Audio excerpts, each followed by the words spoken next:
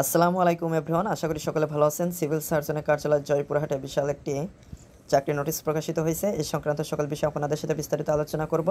কোন পদে কতজন নিয়োগ দেওয়া হবে, শিক্ষাগত যোগ্যতা কী কী লাগবে, কীভাবে আবেদন করবেন, সমস্ত বিষয় টু জেড বিস্তারিত আপনাদের সাথে আলোচনা করব। তো অবশ্যই আপনারা ভিডিওটি না টেনে সম্পূর্ণ ভিডিওটি দেখবেন। তাহলে চলুন মূল ভিডিওটি শুরু করা যাক। তো এই নোটিশটি 1/7/2025 প্রকাশিত হয়েছে। তো সর্বপ্রথম আমি যে পদটি নিয়ে আলোচনা করব সেটা হচ্ছে ল্যাব অ্যাটেন্ডেন্ট। এখানে 2 জন নিয়োগ দেওয়া হবে। গ্রেড 19 অনুযায়ী বেতন স্কেল থাকছে। মাধ্যমিক স্কুল সার্টিফিকেট থাকলে আপনারা আবেদন করতে পারবেন। 7 নম্বর হচ্ছে ড্রাইভার। এখানে 2 জন নিয়োগ দেওয়া হবে। গ্রেড 16 অনুযায়ী বেতন স্কেল থাকছে। স্বীকৃত বোর্ড হতে জুনিয়র স্কুল সার্টিফিকেট বা সমানের পরীক্ষা উত্তীর্ণ, ড্রাইভিং লাইসেন্স, হালকা গাড়ি চালানোর বৈধ হালকা ড্রাইভিং লাইসেন্স, অভিজ্ঞতার সনদ। চালকগণ যাদের অভিজ্ঞতা আছে তারা অগ্রাধিকার বেশি পাবেন। 6 নম্বর হচ্ছে স্বাস্থ্য সহকারী। এখানে 58 জন নিয়োগ দেওয়া হবে। গ্রেড 16 অনুযায়ী বেতন স্কেল থাকছে। স্বীকৃত বোর্ড হতে উচ্চ মাধ্যমিক সার্টিফিকেট বা সমানের পরীক্ষা উত্তীর্ণ হলে আবেদন করতে পারবেন। 5 নম্বর আছে অফিস সহকারী কাম কম্পিউটার মুদ্রাক্ষরিক। এখানে 2 জন নিয়োগ দেওয়া হবে। গ্রেড 16 অনুযায়ী বেতন স্কেল থাকছে। স্বীকৃত বোর্ড হতে ন্যূনতম উচ্চ মাধ্যমিক সার্টিফিকেট বা সমানের পরীক্ষা উত্তীর্ণ হতে হবে। এছাড়া কম্পিউটার চালানোর দক্ষতা থাকতে হবে। টাইপিংয়ে বাংলায় প্রতি মিনিটে 20 এবং ইংরেজিতে 20 শব্দের গতি থাকতে হবে। কোল্ড চেইন টেকনিশিয়ান হিসেবে 1 জন নিয়োগ দেওয়া হবে। গ্রেড 15 অনুযায়ী বেতন স্কেল থাকছে।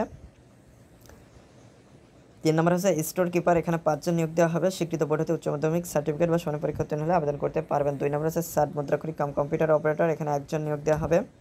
স্বীকৃত বিশ্ববিদ্যালয় হতে নিম্নতম 2য় শ্রেণীর স্নাতক বা সমানের ডিগ্রি থেকে আবেদন করতে পারবেন। পরিসংখ্যানবিদ হিসেবে 4 জন নিয়োগ দেওয়া হবে। গ্রেড 14 অনুযায়ী বেতন স্কেল থাকছে। স্বীকৃত বিশ্ববিদ্যালয় হতে পরিসংখ্যান, গণিত, অর্থনীতি বিষয়ে স্নাতক বা সমানের ডিগ্রি থাকলে আপনারা আবেদন করতে পারবেন। তো এখানে আবেদন করার ক্ষেত্রে আপনাদের বয়স 27/7/2025 এই তারিখ অনুযায়ী 18 থেকে 32-এর ভিতরে থাকলে আবেদন করতে পারবেন। তো আপনাদেরকে অবশ্যই অনলাইনের মাধ্যমে আবেদন করতে হবে।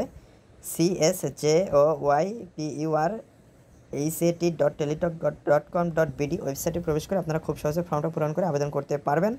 অনলাইনে আবেদনপত্র পূরণ ও আবেদন ফি জমাদানের শুরুর তারিখ এবং সময় 7/7/2025 সকাল 10টা এবং 27/7/2025 বিকাল 5টা পর্যন্ত চলবে। উক্ত সময়সীমার মধ্যে ইউজার আইডি প্রাপ্ত প্রার্থীগণ অনলাইনে আবেদনপত্র সাবমিটের সময় থেকে পরবর্তী 72 ঘন্টার মধ্যে যে কোনো টেলিটক প্রিপেইড মোবাইল নাম্বার হতে SMS এর মাধ্যমে পরীক্ষার ফি জমা দিতে পারবেন। তো আপনারা ফর্ম পূরণ করার সময় যে তথ্যগুলো চাইবে সকল তথ্য সঠিক দিতে হবে। পাশাপাশি আপনাদের একটা রঙিন ছবি এবং স্বাক্ষরের প্রয়োজন পড়বে, যেখানে ছবির দৈর্ঘ্য হবে 300 এবং প্রস্থ 300 পিক্সেল এবং স্বাক্ষরের দৈর্ঘ্য হবে 300 এবং প্রস্থ 80 পিক্সেল। এগুলো স্ক্যান করে নির্ধারিত স্থানে আপলোড করে দিলে আপনারা খুব সহজে ফর্মটা পূরণ করে সাবমিট করতে পারবেন। তবে ছবির সাইজ 100 কিলোবাইট এবং স্বাক্ষরের সাইজ 60 কিলোবাইটের ভিতরে হতে হবে। এগুলো হয়ে গেলে আপনাদেরকে SMS করার মাধ্যমে টাকা জমা দিতে হবে। প্রথম SMSটা করার জন্য CSJOYPURHAT সবগুলো বড় হাতের অক্ষর স্পেস দিয়ে ইউজার আইডি লিখে 16222 নম্বরে সেন্ড করে দেবেন। এরপর আপনাদেরকে দ্বিতীয় SMSটা করতে হবে। দ্বিতীয় SMSটা করার জন্য CSJOYPURHAT স্পেস ইয়েস দিয়ে পিন নাম্বার দিয়ে 16222 নম্বরে আবার সেন্ড করে দেবেন। তো রিপ্লাই হিসেবে যদি congratulations applicants name payment completed successfully এরকম একটা রিপ্লাই আসে, তাহলে আপনাদের আবেদনটা সম্পূর্ণ বলে গণ্য হবে। তো আশা করি মূল বিষয়টা বুঝতে পেরেছেন। তো আজকের ভিডিওটি এ পর্যন্তই। আপনারা একটা বিষয় খেয়াল রাখবেন, এই SMS করে আপনাদের টাকা জমা দেওয়ার ক্ষেত্রে টেলিটক সিম ব্যবহার করতে হবে। আর ফর্মটা পূরণ করার সময় একটা নাম্বার চাইতে পারে, তো এখানে যে কোনো নাম্বার দিলেই চলবে।